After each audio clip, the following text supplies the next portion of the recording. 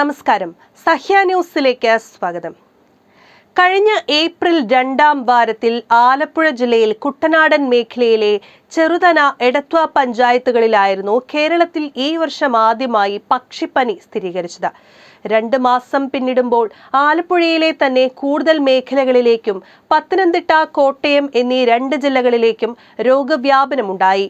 കോഴികളിലും താറാവുകളിലും മാത്രമാണ് കേരളത്തിൽ ഇതുവരെ പക്ഷിപ്പനി കണ്ടെത്തിയതെങ്കിൽ ഇത്തവണ വളർത്തുപക്ഷികളെ കൂടാതെ കാക്ക, കൊക്ക്, പരുന്ത് തുടങ്ങിയ നാട്ടുപക്ഷികളിലേക്കും രോഗപകർച്ചയുണ്ടായി. പതിവ് പോലെ ആലപ്പുഴയിലെ ജലാശയങ്ങളോട് ചേർന്ന് പറന്നെത്തിയ ദേശാടന പക്ഷികൾ തന്നെയാണ് രോഗവാഹകർ എന്നാണ് നിഗമനം. എന്നാൽ ഇത്തവണ ഈ പക്ഷിരോഗം വിതച്ച കെടുതിയും കഷ്ടനഷ്ടങ്ങളും മുൻകാലങ്ങളെക്കാൾ അത്യധികമാണ്.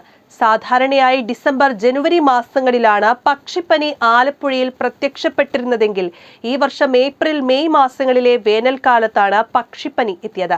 വേനൽ മാറി മഴയെത്തിയതോടെ രോഗത്തിന്റെ രൂക്ഷത വർദ്ധിച്ചതായാണ് കണക്കാക്കുന്നത്. സാധാരണയായി പക്ഷിപ്പനി ആലപ്പുഴ ജില്ലയുടെ തെക്കൻ മേഖലകളിൽ മാത്രമായിരുന്നുവെങ്കിൽ ഈ വർഷം ചേർത്തല, മാരാരിക്കുളം തുടങ്ങി വടക്കൻ മേഖലകളിലേക്കും പകർന്നു. സർക്കാർ ഉടമസ്ഥതയിൽ പ്രവർത്തിക്കുന്ന സംസ്ഥാനത്തെ പ്രധാന താറാവ് വളർത്തൽ കേന്ദ്രമായ പത്തനംതിട്ട നിരണത്തെ ഫാമിലെ മുഴുവൻ പക്ഷികളെയും ഫാമിൽ രോഗം കണ്ടെത്തിയ സാഹചര്യത്തിൽ രോഗനിയന്ത്രണത്തിനായി കൊന്നൊടുക്കേണ്ട സാഹചര്യം പോലും ഉണ്ടായി. സംസ്ഥാനത്ത് വികസിപ്പിച്ച വളർത്തു താറാവുകളിലെ അപൂർവ ഇനം നിരണം താറാവ് വളർത്തൽ കേന്ദ്രത്തിൽ പരിപാലിച്ചിരുന്നതുമായ സ്നോ വൈറ്റ് താറാവുകൾ ഒറ്റയടിക്ക് ഇല്ലാതാവുന്നതിനും പക്ഷിപ്പനി കാരണമായി. താറാവ് കൃഷിയെ ആശ്രയിച്ച് ജീവിച്ചിരുന്ന അനേകം കർഷകർക്ക് നിത്യജീവിതോപാധി തന്നെ വഴിമുട്ടി. ഇതെല്ലാം ഇത്തവണത്തെ പക്ഷിപ്പനി ദുരന്തത്തിന്റെ രൂക്ഷത വെളിവാക്കുന്നു.